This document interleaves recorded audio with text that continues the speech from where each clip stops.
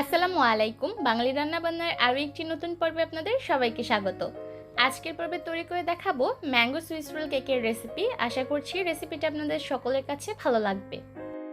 প্রথমে একটা বাটিতে 2টা ডিমের সাদা অংশ আর কুসুমকে আলাদা করে নিয়েছি।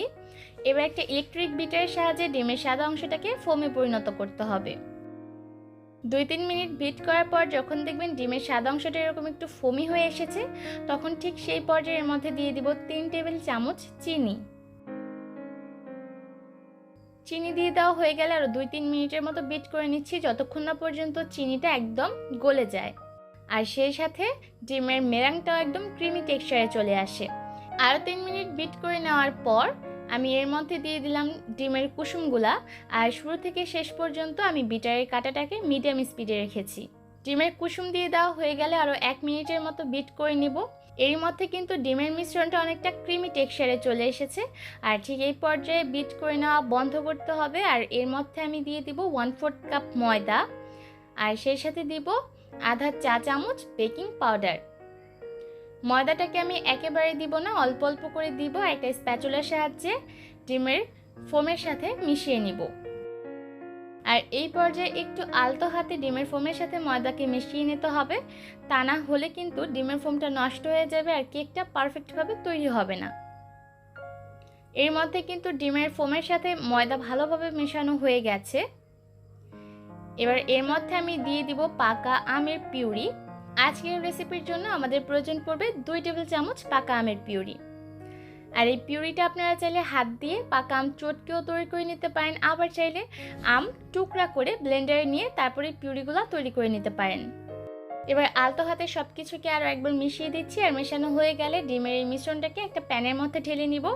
আমি এখানে 26 ইঞ্চি সাইজের একটা প্যান নিয়ে নিয়েছি আর এর মধ্যে সামান্য পরিমাণ তেল ব্রাশ করে নিচ্ছি, যাতে করে কেকটা তৈরি হওয়ার পর খুব সহজে এটাকে উঠানো যায়। এবার তৈরি করে নেওয়া ডিমের ব্যাটারটা এই প্যানের মধ্যে ঢেলে দিতে হবে, তারপর একটা স্প্যাচুলার সাহায্যে সমান করে বিছিয়ে দিতে হবে। এবার এই কেকটাকে বেক করে নেওয়ার পালা। আর বেক করার জন্য হাঁড়িটাকে চুলায় বসিয়ে দিয়েছি আর হাঁড়িটাকে একটা ঢাকনা দিয়ে ঢেকে দিয়েছি, সেই সাথে চুলার আঁচ একদম লো করে দিয়েছি। আর এই কেকটা হতে আমার 15 মিনিটের মতো সময় লেগেছে, তবে আপনাদের একটু কম বেশি সময় লাগতে পারে। আর এর মধ্যে কিন্তু কেকটা পারফেক্টভাবে তৈরি হয়ে গেছে। এবার একটা চামচের সাহায্যে চারিদিক থেকে ঘুরিয়ে ঘুরিয়ে কেকটাকে প্যান থেকে তুলে নিতে হবে। আমি কেকটাকে সরাসরি একটা প্লাস্টিক কাগজের উপর তুলে নিয়েছি। যেহেতু সুইস রোল কেক তৈরি করব, তাই কেকটা গরম থাকা অবস্থাতেই আপনাকে এই কেকটাকে মুড়িয়ে নিতে হবে। আর প্লাস্টিক কাগজ দিয়ে মুড়িয়ে নেওয়া হয়ে গেলে কেকটাকে রেস্টে রেখে দিব কমপক্ষে 1 থেকে 1.5 ঘন্টার মতো। এতে করে কেকটা সেট হয়ে যাবে আর সেই সাথে ঠান্ডাও হয়ে যাবে।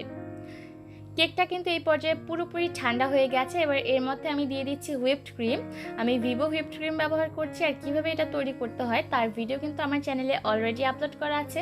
আমি ডেসক্রিপশন বক্সে লিঙ্ক দিয়ে দিব, আপনারা চাইলে দেখে নিতে পারবেন। এবার নিজেদের পছন্দ অনুযায়ী হুইপড ক্রিম এই কেকের উপর দিয়ে দিতে হবে। তারপর এর মধ্যে আমি কিছু কুচি করে নেওয়া পাকা আম দিয়ে দিলাম। এবার আবারও এই কেকটাকে রোল করে নিতে হবে। কাগজ দিয়ে ভালোভাবে মুড়িয়ে ফ্রিজের নর্মাল চেম্বারে রেখে দিব কমপক্ষে 2 ঘন্টার মতো। এতে করে কিন্তু কেকটা সেট হয়ে যাবে।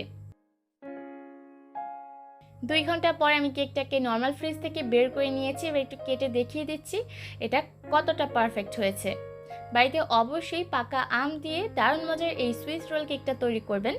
আর ভিডিওটা ভালো লাগলে প্লিজ চ্যানেলটাকে সাবস্ক্রাইব করবেন, সেই সাথে পাশে থাকা বেল আইকনটা ক্লিক করবেন। আজকের মতো এখানেই বিদায় নিচ্ছি। ভালো থাকবেন সবাই। আল্লাহ হাফেজ।